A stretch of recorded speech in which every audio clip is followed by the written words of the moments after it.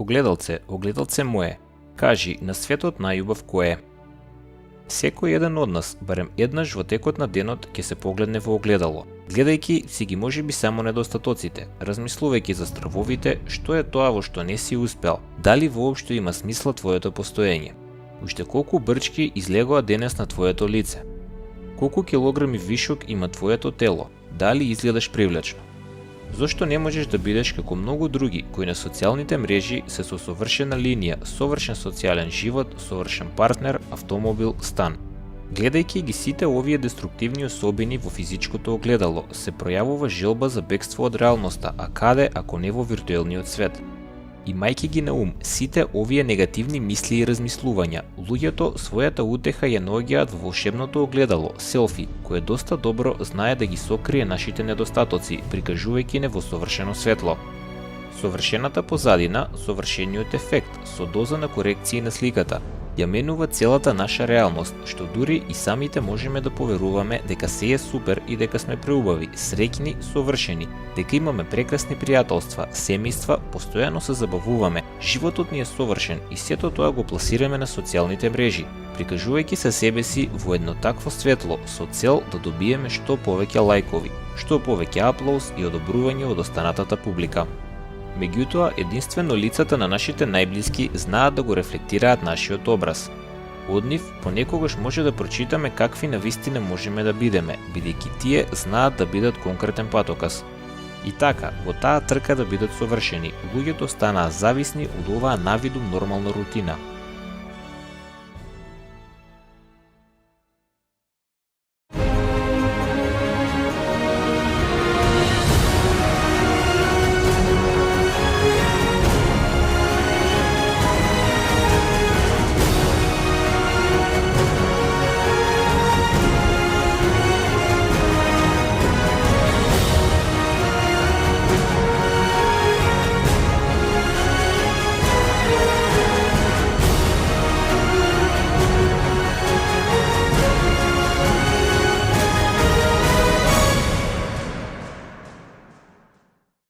Сите ние го знаеме грчкиот мит за Нарцис, атрактивниот човек кој беше повлечен од Немесис до еден базен.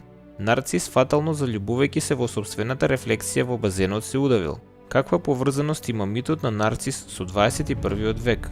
Се сомневам дека е поврзан со смартфон, правење селфи како и преминување улици без да се погледне лево или десно.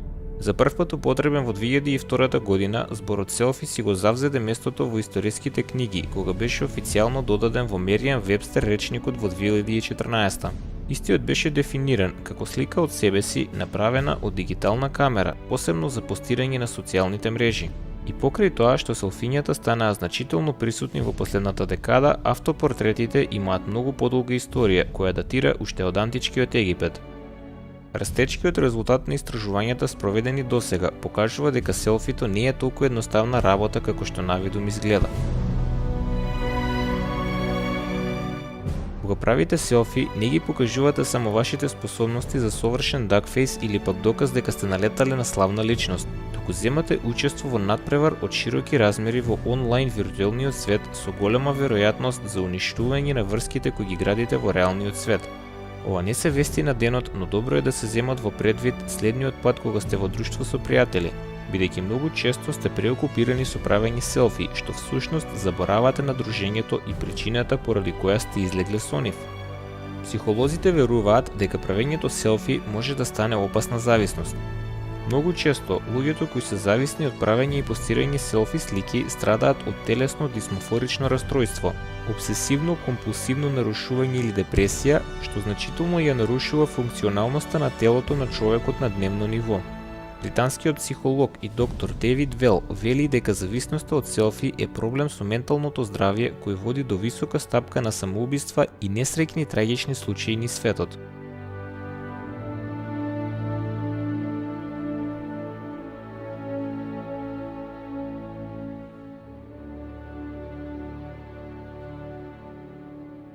Досегашните истражувања покажуваат занимливи факти од типот: мажите кои се опседнати со правење и постирање селфи е повеќе веројатно да се склони кон тоа да изразат психопатски елементи на однесување, како и нарцисоидност. Истражувањето беше спроведено на група мажи на возраст од 14 до 40 години. Селфињата можат сериозно да влијаат на врските со вашите пријатели или сакани. Вашите омилени селфи пози откриваат каква личност сте, што е на достап на публиката ширум светот. Например, duck face, добро позната поза меѓу жените, алудира на невротичност и емотивна нестабилност. Голем број смртни случаи во светот се поврзани со правење селфи.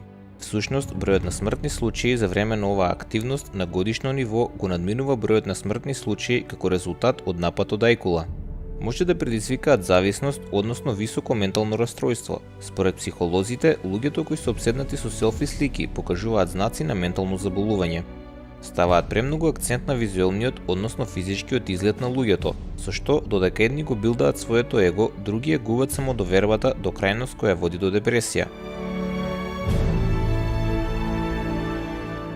Луѓето кои постојано постираат селфи слики бараат одобрување од публиката на интернет, што всушност ги прави зависни од туѓото мислење и одобрение, се со цел да се зголеми нивната популарност меѓу истите. Селфињата се опасни поради фактот што не искушуваат да се представуваме во невистинито светло. Например, многу е лесно да се слика насмеано лице и истото да се прикаже пред светот додека личноста всушност страда. Имајќи ги во предвид сите овие факти, не треба да донесеме строг суд, бидејќи доколку сакате да направите некоја слика од себе си како спомен од некоја прослава, прошетка и моменти на заедништво, не значи дека сте личност со психички проблеми и дека ви треба посебна помош. Сето тоа е сосем во ред, одобрено и нормално. Меѓутоа треба да се преиспитаме себе си во мотивот и целта на сликата што ја правиме. Дали бараме одобрување од другите? Дали сакаме да го овековечиме моментот или пак само да се покажеме пред луѓето?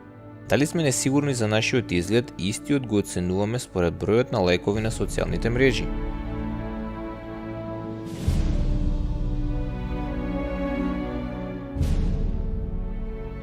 Бидејќи мотивите во нас за сликите, односно селфињата, се она што не води до ситуациите наведени погоре.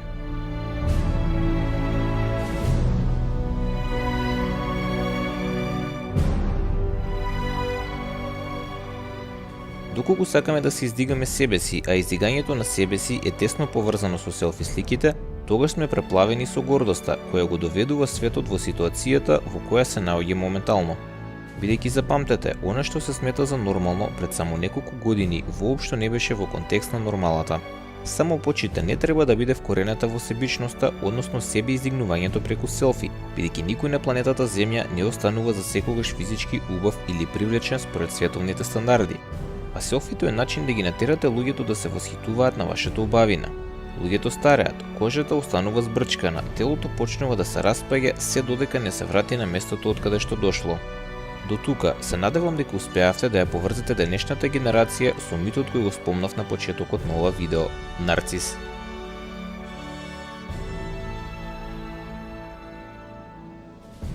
Доколку ви се допадна ова видео, кликнете лайк и subscribe.